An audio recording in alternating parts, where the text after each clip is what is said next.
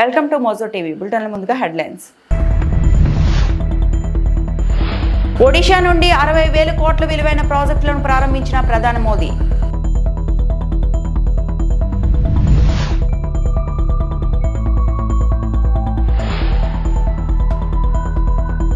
BSNL శక్తివంతమైన వ్యవస్థగా మారింది. AP CM Chandrababu.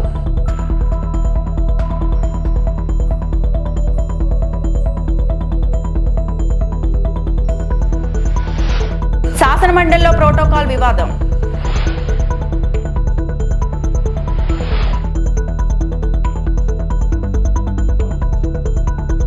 Telecommunication, railway, ఉన్నత విద్య వంటి రంగాలకు సంబంధించిన 60,000 కోట్ల విలువైన అభివృద్ధి పనులకు ప్రధాని నరేంద్ర మోడీ శంకుస్థాపన ప్రారంభోత్సవాలు చేశారు. ఒడిశాలో జార్సుగూడలో పర్యటించిన ప్రధాని దేశవ్యాప్తంగా ఉన్న 8 ఐఐటీల విస్తరణకు శంకుస్థాపన చేశారు. తద్వారా వచ్చే 4 ఏళ్లలో 10,000 మంది కొత్త విద్యార్థులకు అవకాశం లభించనుంది. आत्मनिर्भर भारत बना के लिए के कुशल नौजवान और रिसर्च का शानदार वातावरण भी जरूरी है. इसलिए ये भी भाजपा सरकार की बहुत बड़ी प्राथमिकता है. आज ओडिशा सहित पूरे देश में एजुकेशन और स्किल डेवलपमेंट पर अभूतपूर्व निवेश किया जा रहा है. हम देश के इंजीनियरिंग कॉलेजों और पॉलिटेक्निक को भी आधुनिक बना रहे हैं. इसके लिए आज मेरिट नाम से एक स्कीम लॉन्च की गई है. इस स्कीम के तहत टेक्निकल एजुकेशन देने वाले संस्थानों पर हजारों करोड़ रुपए खर्च किए जाएंगे. इससे हमारे नौजवानों को अच्छी टेक्निकल एजुकेशन के लिए बड़े शहर जाने की मजबूरी नहीं रहेगी. अपने ही शहर में उसे आधुनिक लैब बनाने, ग्लोबल स्किल सीखने और स्टार्टअप शुरू करने का अवसर मिलेंगे. బిఎస్ఎన్ఎల్ శక్తివంతమైన వ్యవస్థగా మారిందని ఏపీ సీఎం చంద్రబాబు అన్నారు. విజయవాడలో నిర్వహించిన బిఎస్ఎన్ఎల్ 4G సేవల ప్రారంభోత్సవంలో ఆయన మాట్లాడారు. ప్రపంచంలోని భారతీయులు శక్తివంతంగా మారాలన్నారు. ప్రధాని మోడీ దూరదృష్టితో అనేక సంస్కరణలు వచ్చాయని చెప్పారు. కోవిడ్ సమయంలో 100 దేశాలకు వ్యాక్సిన్ ఇచ్చిన ఘనత మోదీది అని పేర్కొన్నారు. మనం తయారు చేసిన వస్తువులను విదేశాలు వాడే పరిస్థితి తీసుకొచ్చామని వివరించారు. అద్భుత ఆవిష్కరణలు విరివిగా వస్తున్నాయి, ఎవరూ ఆపలేరు. 2010లో 4G, 2020లో 5G వచ్చింది. 2030లో 6G సేవలు వస్తాయి. ప్రతి 10 ఏళ్లకు ఒకసారి నూతన ఆవిష్కరణలు తోడవుతున్నాయి. బిఎస్ఎన్ఎల్ సేవలు మరింత విస్తృతమయ్యాయి. ప్రైవేటు కంపెనీలకు పోటీ ఇచ్చేలా మెరుగైన సేవలు అందించారు. దేశంలో ప్రధాని క్వాంటమ్ మిషన్ తీసుకొచ్చారు. మొదటి క్వాంటమ్ కంప్యూటరింగ్ అమరావతికి జనవరిలో వస్తుంది. సేఫ్టీ, సెక్యూరిటీ కావాలంటే క్వాంటమ్ కంప్యూటర్ అవసరం. మోదీ నాయకత్వంలో ఒక పద్ధతి ప్రకారం పనిచేస్తున్నాం. బిఎస్ఎన్ఎల్ నుంచి ఇంకా కొత్త ఆవిష్కరణలు రావాలి అని చంద్రబాబు తెలిపారు. మీరు ఆలోచించండి, మనకు ఇది సాధ్యమా అనుకున్నారు. కానీ ఈరోజు మీరు చూసినప్పుడు ఫస్ట్ టైం మనం కోవిడ్ సమయంలో వ్యాక్సిన్ తయారు చేస్తే 100 దేశాలకు కోవిడ్ వ్యాక్సిన్ ఇచ్చిన ఘనత ప్రధానమంత్రి గారిది. మన దేశంలో మన వాళ్ళు కాపాడుకోవడం కాదు, ప్రపంచంలో అందరిని కూడా కాపాడడానికి సహకరించింది మన నాలెడ్జ్. యూపీఐ ఇందులో కూడా నాకు చాలా సంతోషం. ఈ చరిత్రలో కూడా నేను భాగస్వామ్యం దానికి. ప్రధానమంత్రి గారు డిజిటల్ కరెన్సీ మీద ఒక రిపోర్ట్ ఇమ్మంటే ఆ రోజు నేను అందరు చీఫ్ మినిస్టర్స్ కమిటీ వేస్తే ఆ కమిటీ పనిచేసి ఆ రిపోర్ట్ ఇచ్చాం. అప్పుడే ఆవిర్భవించింది యూపీఐ. దాన్ని ఈరోజు మీరు చూస్తే మనం కాకుండా ఫ్రాన్స్, సింగపూర్ కూడా మన యూపీఐని అడాప్ట్ చేసుకునే పరిస్థితికి వచ్చారు. మొన్న వరకు వేరే ప్రోడక్ట్లు మనం వాడేవాళ్ళం, ఈరోజు మన ప్రోడక్ట్ని వేరే దేశాలు వాడే పరిస్థితికి వచ్చారు. ఈరోజు ఒక హిస్టారికల్ డే. బిఎస్ఎన్ఎల్ని, C.ని, అదే మరి తేజాని, ఇంకా మిగిలిన 5-6 కన్సార్టియం ఎవరైతే చేశారో వాళ్ళందరినీ మీ అందరి తరపు TCSని మనస్ఫూర్తిగా అభినందిస్తున్నా. వండర్ఫుల్ ఎక్స్పెరిమెంట్ ఇది, ఒక ఎగ్జైటింగ్ డే. ఈ మాట నేను ఎందుకు అంటున్నానంటే నోబడీ ఇంకా ఇండియా ముందుకు పోవడం అనేది ఎవ్వరూ ఆపలేరు. ఆ శక్తి ప్రపంచంలో ఎవరికి లేదని చెప్పి కూడా నేను మీకు తెలియజేస్తున్నా. మార్చ్ 1997 14,88,000,000 టెలికాం సబ్స్క్రైబర్స్ బిఎస్ఎన్ఎల్కి ఇండియాకి. ఈరోజు మనం చూస్తే 2 డికేడ్స్లో ఈ నెంబర్ 1 బిలియన్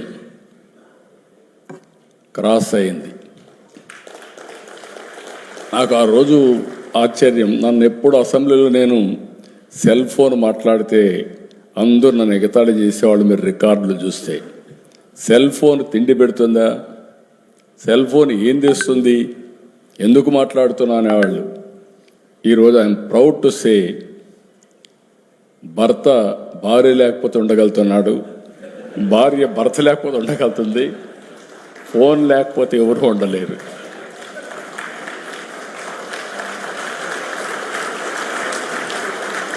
ఇప్పుడు నేను కూడా ఇక్కడ ఫోన్ పెట్టుకొని టైం చూసుకుంటున్నా. మల్టీపర్పస్ డివైస్ ఇది. ఇప్పుడే సత్యకుమార్ గారు చెప్పినట్టు ఒక్క ఫోన్ ఉంటే ప్రపంచంలో ఎక్కడికైనా వెళ్ళిపోవచ్చు, ఎక్కడైనా సర్వైవ్ కావచ్చు, అన్ని పనులు ఆటోమేటిక్గా అయిపోయే పరిస్థితి వస్తుంది. We are in knowledge economy. నేను అందుకే అప్పుడప్పుడు అంటూ ఉంటాను, don't work hard, work smart.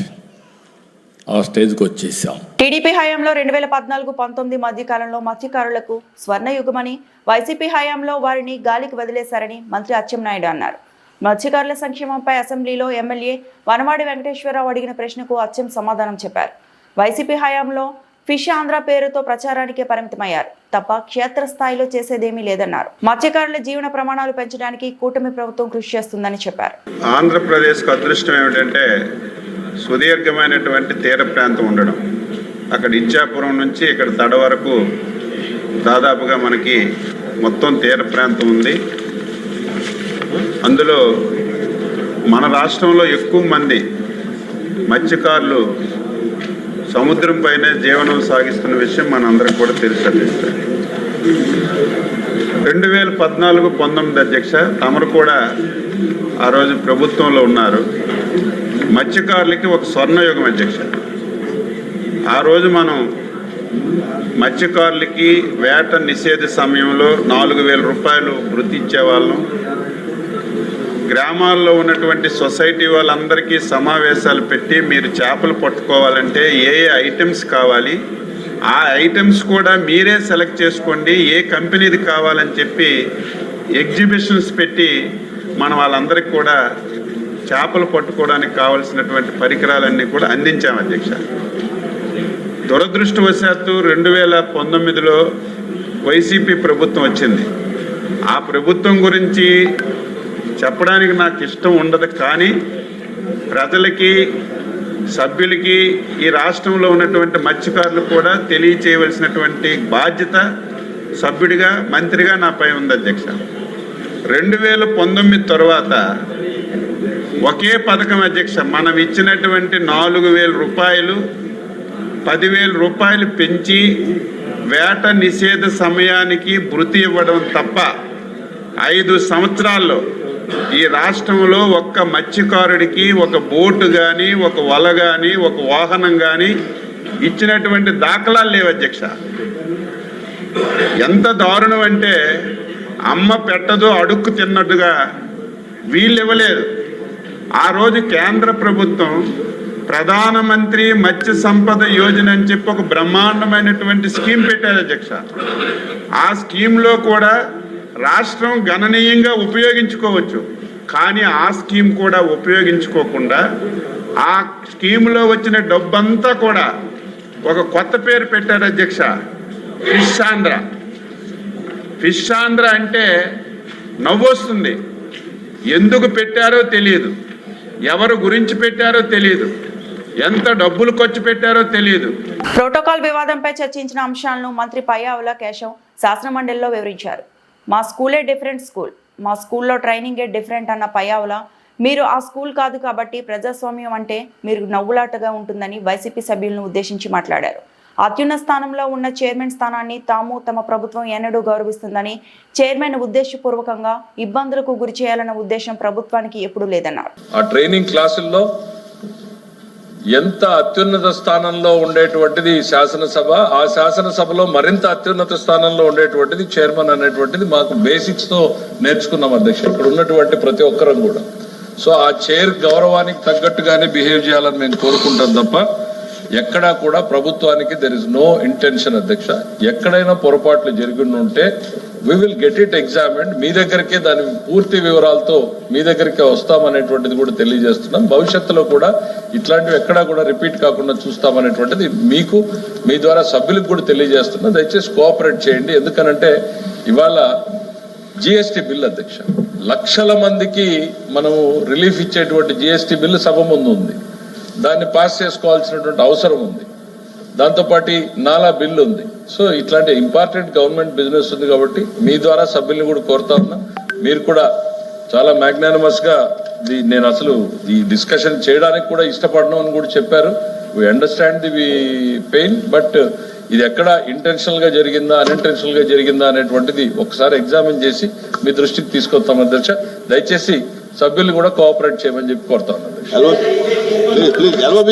కక్షపూరితంగా మాజీ మంత్రి పెద్దిరెడ్డి రామచంద్రారెడ్డి కుటుంబాన్ని ఇబ్బంది పెట్టే కుట్ర జరుగుతోందని ఆరోపించారు మాజీ మంత్రి గుడివాడ అమర్నాథ్. రాష్ట్రంలో కూటమి ప్రభుత్వం అధికారంలోకి వచ్చిన తర్వాత వైఎస్ఆర్ కాంగ్రెస్ పార్టీ సీనియర్ నేతలపై బురద జల్లే ప్రయత్నం చేస్తుందని మండిపడ్డారు. ఆంధ్రప్రదేశ్లో సంచలనంగా మారిన ఏపీ లిక్కర్ స్కామ్ కేసులో అరెస్టై రాజమండ్రి సెంట్రల్ జైల్లో రిమాండ్లో ఉన్న ఎంపీ మిథున్ రెడ్డిని ములాఖత్లో కలిశారు మాజీ మంత్రి అమర్నాథ్. విజయనగరం జడ్పీ అధ్యక్షులు మజ్జి శ్రీనివాసరావు, మాజీ ఎమ్మెల్యే కరణం ధర్మశ్రీ, ఆ తర్వాత మాజీ మంత్రి గుడివాడ అమర్నాథ్ మీడియాతో మాట్లాడుతూ వైఎస్ఆర్ కాంగ్రెస్ పార్టీ నాయకులపై తప్పుడు కేసులు బనాయించి అరెస్టు చేస్తున్నారని అన్నారు. ఇదే విధంగా ఎంపీ మిథున్ రెడ్డిని అక్రమంగా అరెస్టు చేసి కక్షపూరితంగా పెద్దిరెడ్డి కుటుంబాన్ని ఇబ్బంది పెట్టడానికి జరిగిన కుట్ర అని ఆరోపించారు.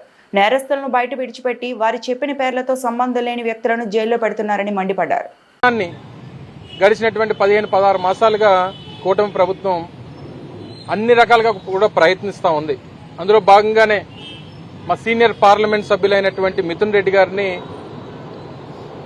అక్రమంగా పెట్టినటువంటిది ఒక ఫ్యాబ్రికేటెడ్ కేసులో దాదాపు 65 పైచిలకు రోజులుగా సెంట్రల్ జైల్లో, రాజమండ్రి సెంట్రల్ జైల్లో వారిని రిమాండ్లో పెట్టినటువంటి విషయం మీ అందరూ కూడా చూస్తూ ఉన్నారు.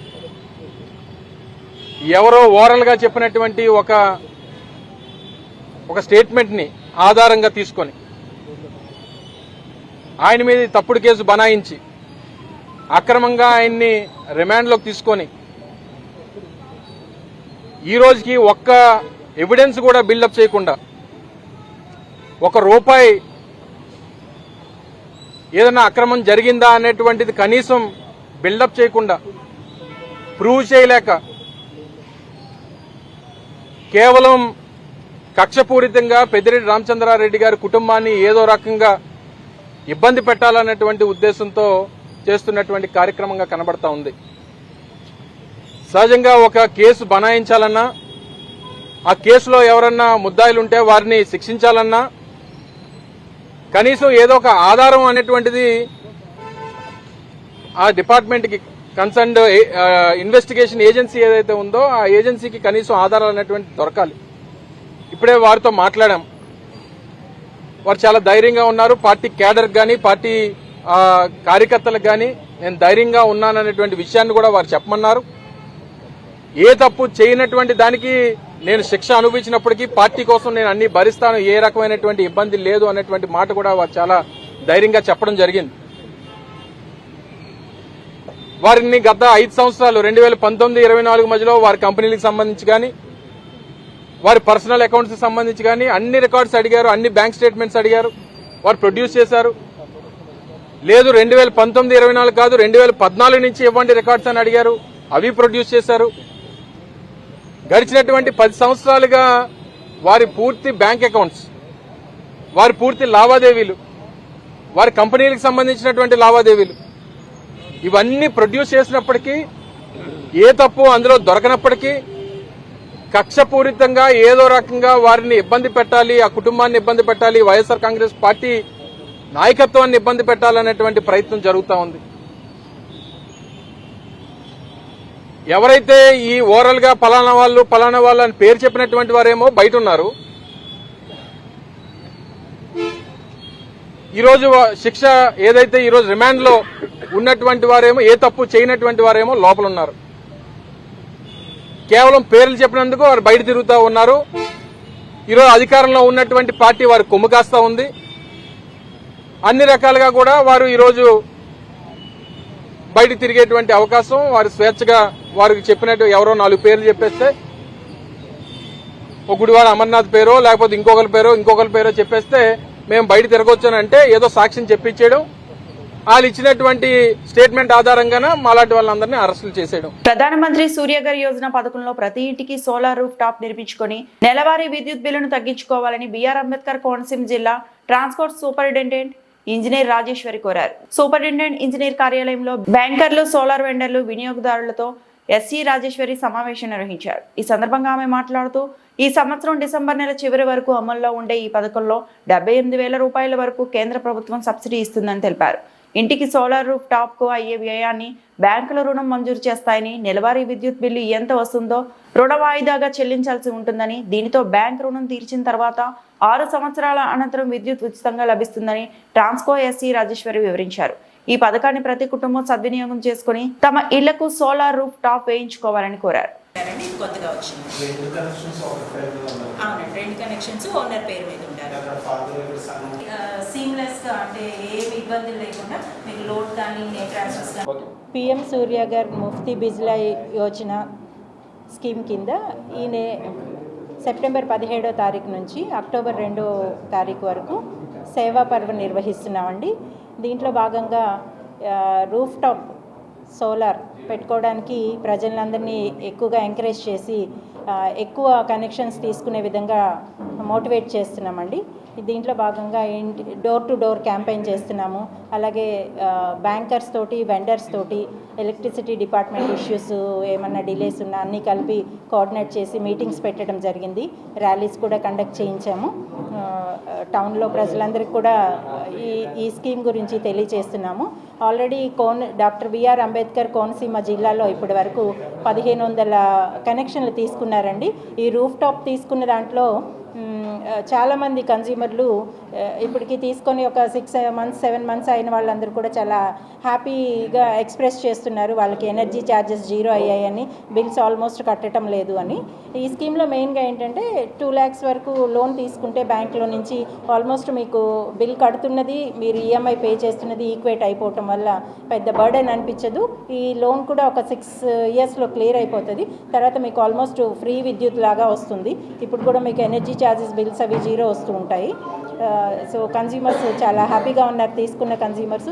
అలాగే మిగతా వాళ్ళందరూ కూడా ఎక్కువ మంది ఈ స్కీమ్ని గవర్నమెంట్ వాళ్ళు 78,000 మనకి సబ్సిడీ ఇస్తుందండి. ఇది అవైల్ చేసుకొని ఈ స్కీమ్లో దీన్ని అడ్వాంటేజ్ తీసుకోవాలని కోరుతున్నామండి. అదే కాక ఇప్పుడు అడిషనల్ లోడ్కు పెంచుకోవాలన్నా కూడా గవర్నమెంట్ వారు 50% సబ్సిడీ ఇస్తున్నారు. ఈ స్కీము డిసెంబర్ 31st వరకు ఉంటుంది. దీని బెనిఫిట్ కూడా తీసుకోవాలని కోరుతున్నామండి. ఈ సేవా పర్వుల్లో భాగంగా కలెక్టర్ గారు కూడా అక్టోబర్ 1న ఒక ర్యాలీ కండక్ట్ చేయడానికి పర్మిషన్ తీసుకొని కలెక్టర్ గారు ఫ్లాగ్ ఆఫ్ చేస్తారండి.